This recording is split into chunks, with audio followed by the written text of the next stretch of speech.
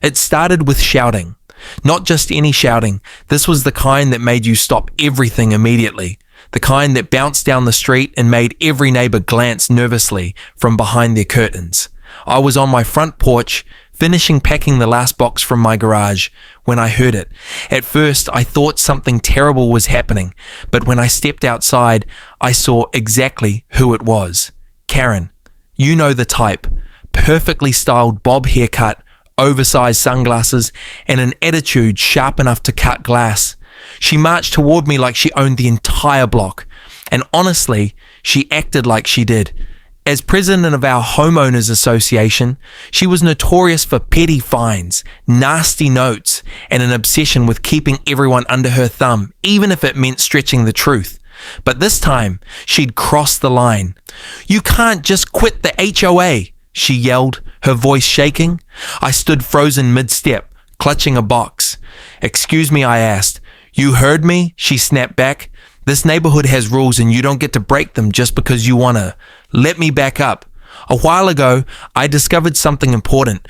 My house, my actual home, was technically just outside the official HOA boundaries, which meant the HOA had no authority over my property, even though Karen had been sending me fine after fine for years. Grass too tall? Fine. Trash bins left out too early? Fine. She even fined me because the shade of white I painted my fence wasn't exactly what the HOA approved. Ridiculous. So after checking county records, I sent a letter to the HOA board. It said I was no longer participating, effective immediately. I was done with the nonsense. No more fees, no more bogus violations, no more Karen. I even hired a lawyer to make sure everything was legal and clear. Apparently, Karen didn't take it well. "You can't just opt out," she screamed, now standing on my driveway, waving a clipboard like a weapon. "This is a community. We have standards.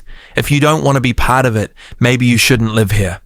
I sighed and put the box down. "Karen, I already confirmed it. Legally, I'm not part of the HOA anymore." My lawyer backed it up.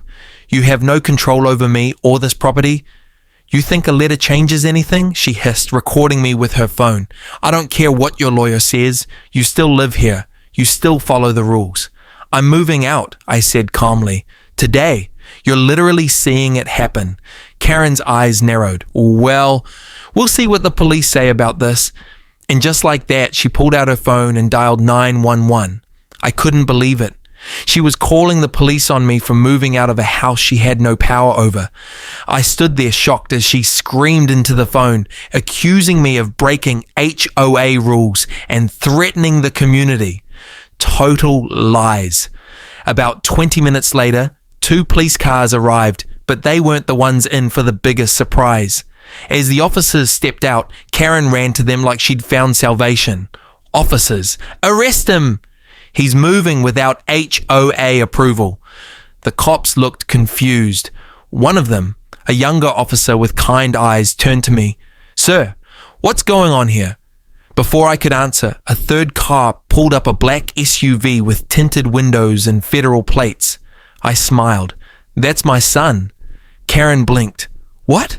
My son, Marcus, stepped out in full uniform, badge, sidearm, the whole deal. A federal law enforcement officer, home on leave to help me move. He looked serious but calm, and when Karen saw him, her face went pale. "Hey, Dad," he said, hugging me. Then he turned to the officers. "Everything okay here?" The younger cop nodded, still trying to figure out the situation. Karen interrupted. "That man is breaking HOA rules and trying to move illegally. I want him arrested." Marcus raised an eyebrow. "You want him arrested? For moving out of his own house?" "Yes," she snapped. "This is an HOA community." Marcus looked at the other officers, then at Karen. "Mom, did you know this property isn't legally part of your HOA?" Karen stammered. "He lives here. That makes it part of the community." "No, it doesn't," Marcus said, pulling out documents. "We have full proof here, lawyer's letter, county maps, HOA confirmation." The cops looked over the papers and nodded. Karen's voice got shrill. "But he's causing a scene. He's disruptive." Marcus stared her down. "Actually, ma'am, you're the one causing the scene. You entered private property without permission, harassed a homeowner, and filed a false police report. What? That's not true, Karen yelled, backing away. Marcus stepped forward. It is true. We have video from your phone and security cameras. Karen looked around, hoping for backup, but the neighbors just watched quietly. No one helped her. They were done. Marcus showed his badge. Ma'am, you're under arrest for trespassing and filing a false report. Please turn around.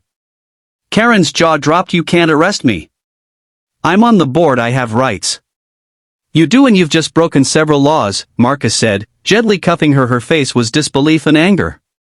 She yelled about lawsuits and revenge, but no one listened. The officers read her rights and led her to the squad car, her screams fading as she was driven away. I turned to Marcus and laughed. Well, that escalated quickly. He smiled. Told you I'd help you move. We finished packing by sunset. As we drove away, I glanced in the rearview mirror, feeling peace. The tyranny was over. Karen was gone. I was free. The next day, a neighbor called me. You won't believe this, he said. Karen's been removed from the HOA board. And the new president, he's tossing out every ridiculous fine she ever gave. I smiled. Told you she'd dig her own grave. Since then, I've settled into my new home. Quiet streets, no HOA drama, just peace. Sometimes, neighbors call me to say thanks. Standing up to Karen didn't just free me, it showed everyone they didn't have to live under her rule. And Karen, let's just say she won't be running any neighborhoods for a long time. If you enjoyed this story, don't forget to subscribe for more unbelievable real-life drama.